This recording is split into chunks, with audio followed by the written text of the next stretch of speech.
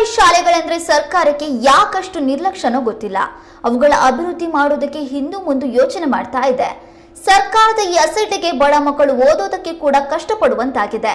ಸರ್ಕಾರಿ ಶಾಲೆಗೆ ಯಾಕೆ ಹೋಗಬೇಕು ಅನ್ನೋ ಪರಿಸ್ಥಿತಿ ಈಗ ನಿರ್ಮಾಣವಾಗಿದೆ. ಶಿವಮೊಗ್ಗದ ನ್ಯೂ ಮಂಡ್ಲಿಯಲ್ಲಿರುವ ಸರ್ಕಾರಿ ಹಿರಿಯ ಪ್ರಾಥಮಿಕ ಶಾಲೆಯಲ್ಲಿನ ಕಟ್ಟಡಗಳು ಶಿಥಿಲಗೊಂಡು ವರ್ಷಗಳೇ ಉರುಳಿ ಹೋಗಿದೆ. 5 ಕೊಠಡಿಗಳಲ್ಲಿ ಪಾಠ ಮಾಡೋದಕ್ಕೆ ಬರೋದಿಲ್ಲ.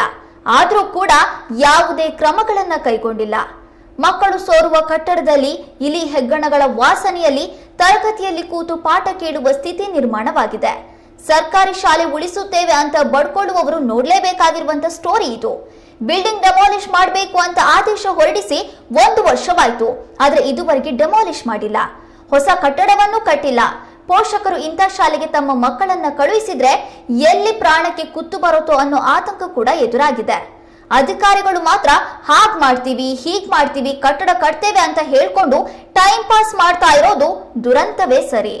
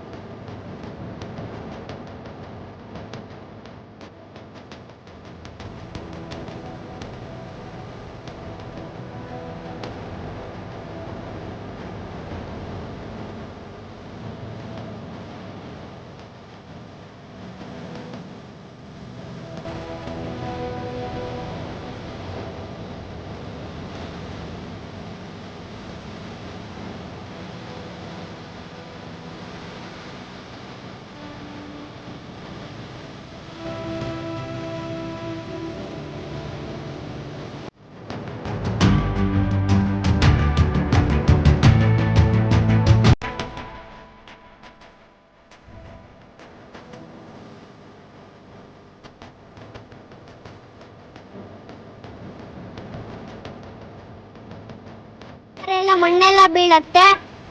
ಮಿಸ್ ಪಾಠ ಮಾಡಬೇಕಾದ್ರೆ ಎಲ್ಲ ಇಲಿ ಎಲ್ಲ ವಾಸನೆ ಸತ್ತಿರ್ತವೆ. ಆಟ ಆಡಕ್ಕೆ ಎಲ್ಲ ಗಲೀಜಾಗಿದೆ.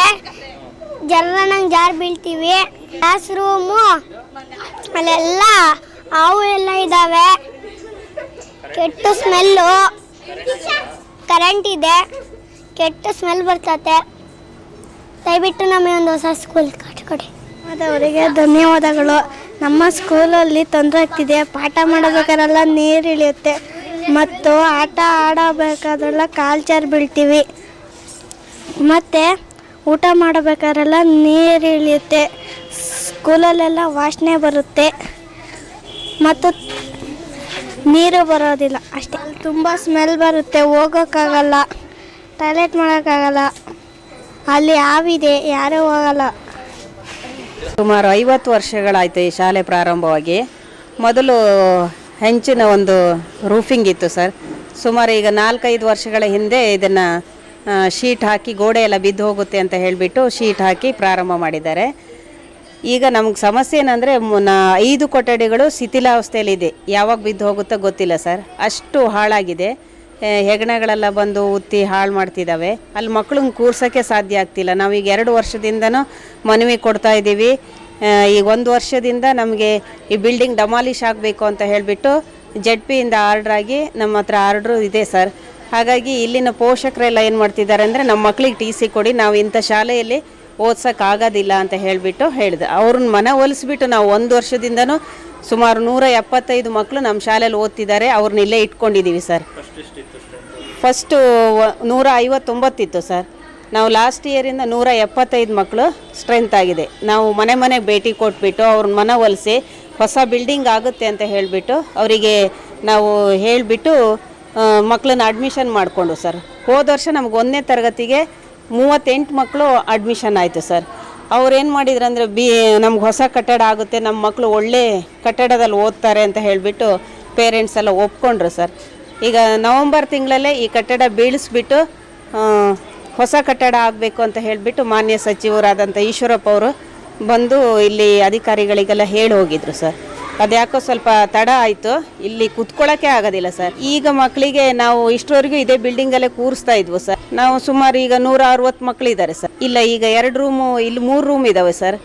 ಇನ್ನು 2 ರೂಮನ್ನು ನಾವು ಇಲ್ಲಿ ಇದು ಪಂಪ್ ಹೌಸ್ ಹತ್ರ ಒಂದು ಮಠ ಇದೆ, ಅಲ್ಲಿ 2 ಕ್ಲಾಸನ್ನು ಮಾಡ್ತಾ ಇದ್ದೀವಿ ಸರ್. ಹೌದು, ಹೊರಗಡೆ ಮಾಡ್ತಿದ್ದೀವಿ. ಮಧ್ಯಾಹ್ನ ಬಿಸಿ ಊಟಕ್ಕೆ ಮತ್ತೆ ಇಲ್ಲಿಗೆ ಕರ್ಕೊಂಡು ಬರಬೇಕು, ಮತ್ತು ವಾಪಸ್ಸು ನಾವು ಮತ್ತೆ ಮಧ್ಯಾಹ್ನ ಅವಧಿಗಳಿಗೆ ವಾಪಸ್ ಮಠಕ್ಕೆ ಕರ್ಕೊಂಡು ಹೋಗ್ಬೇಕಾಗುತ್ತೆ, ಕಷ್ಟ ಆಗುತ್ತೆ. ಆದರೂ ನಮಗೆ ಬಿಲ್ಡಿಂಗ್ ಬೇಕೇ ಬೇಕು ಸರ್. ಅದಕ್ಕಾಗಿ ನಮ್ಮ ಪೇರೆಂಟ್ಸು ಯಾವ ಮೈದಾನನೂ ಇಲ್ಲ ಸರ್, ಇಲ್ಲಿ ಮಕ್ಕಳಿಗೆ ಆಟ ಆಡೋಕ್ಕೆ ಮೈದಾನ ಇಲ್ಲ, ಬೇರೆ ಶೌಚಾಲಯ ಎಲ್ಲ ಚೆನ್ನಾಗಿದೆ. ಸ್ಮಾರ್ಟ್ ಸಿಟಿಯಿಂದ ಹೈಟೆಕ್ ಶೌಚಾಲಯನ ಕಟ್ಸ್ಕೊಟ್ಟಿದ್ದಾರೆ, ನೀರಿಂದು ವಿದ್ಯುತ್ತು ಎಲ್ಲ ಇದೆ ಸರ್. ನಮಗೆ ಕೊಠಡಿದಿಂದನೇ ಸಮಸ್ಯೆ ಆಗಿದೆ ಸರ್. ಆದಷ್ಟು ಬೇಗ ನಮಗೇನಾಗಬೇಕು ಅಂದರೆ ಇದು 5 ಕೊಠಡಿಗಳಾದರೂ ಆಗಲೇಬೇಕು. ಯಾಕಂದರೆ ಇಲ್ಲೆಲ್ಲ ಕೂಲಿ ಕಾರ್ಮಿಕರು ಮಕ್ಕಳೇ ಓದ್ತಾ ಇರೋದು, ಅವರಿಗೆ ದುಡ್ಡು ಕೊಟ್ಟು ಪ್ರೈವೇಟ್ ಶಾಲೆಗೆ ಕಳಿಸೋ ಅಷ್ಟು ಇದಿಲ್ಲ. ಹಾಗಾಗಿ ನಮ್ಮ ಗೌರ್ಮೆಂಟ್ ಶಾಲೆಗೆ ಉತ್ತಮವಾದಂಥ ಇದು ಬೇಕು, ಮಕ್ಕಳಿಗೆ ದಾಖಲಾತಿ ಬೇಕು ಅಂದರೆ ನಾವು ನಮ್ಮ ಸರ್ಕಾರ ಇದ್ರ ಕಡೆ ಗಮನ ಹರಿಸ್ಬಿಟ್ಟು ಒಳ್ಳೆ ಬಿಲ್ಡಿಂಗನ್ನು ಕಟ್ಕೊಡ್ಲಿ ಅಂತ ನಾನು ಮನವಿ ಮಾಡ್ಕೊಳ್ತಾ ಇದ್ದೀನಿ. ನೀವು ಮಳೆ ಬಂತಂದ್ರೆ ನಮ್ಗೆ ಅಡುಗೆ ತಗೊಂಡು ಹೋಗೋಕ್ಕಾಗಲ್ಲ, ಅಲ್ಲಿಂದ ಹೊತ್ಕೊಂಡ್ಬರ್ಬೇಕು, ಇಲ್ಲಿ ಬಡಿಸ್ಬೇಕು, ಮಕ್ಳಿಗೆ ಕೂತ್ಕೊಳಕ್ಕಾಗಲ್ಲ. ಎಷ್ಟು ಅಧಿಕಾರಿಗಳು ಬಂದರೂ ಯಾರೂ ಮಾಡಿಕೊಟ್ಟಿಲ್ಲ. ಯಾರು ಮಾಡಿಕೊಡ್ತಾರೋ ದೇವ್ರಿಗೆ ಗೊತ್ತು ನೋಡ್ರಿ. ನಮ್ಮ ಮಕ್ಳು ಇಲ್ಲೇ ಓದೇ ಇಲ್ಲ, ದೊಡ್ಡಾದ್ರು ಯಾವಾಗಾದರೂ ಇದೇ ರಾಮಾಯಣ. 14-18 ವರ್ಷ ನಾನು ಕೆಲಸ ಮಾಡೋಕತ್ತು, ಆವಾಗಿಂದನೂ ಇದೆ ನಮ್ಮ ಹಣೆ ಬರ. ಯಾರು ಮಾಡಿಕೊಡ್ತಾರೋ, ಯಾವ ಪುಣ್ಯಾತ್ಮ ಬರ್ತಾರೋ ದೇವ್ರಿಗೆ ಗೊತ್ತು.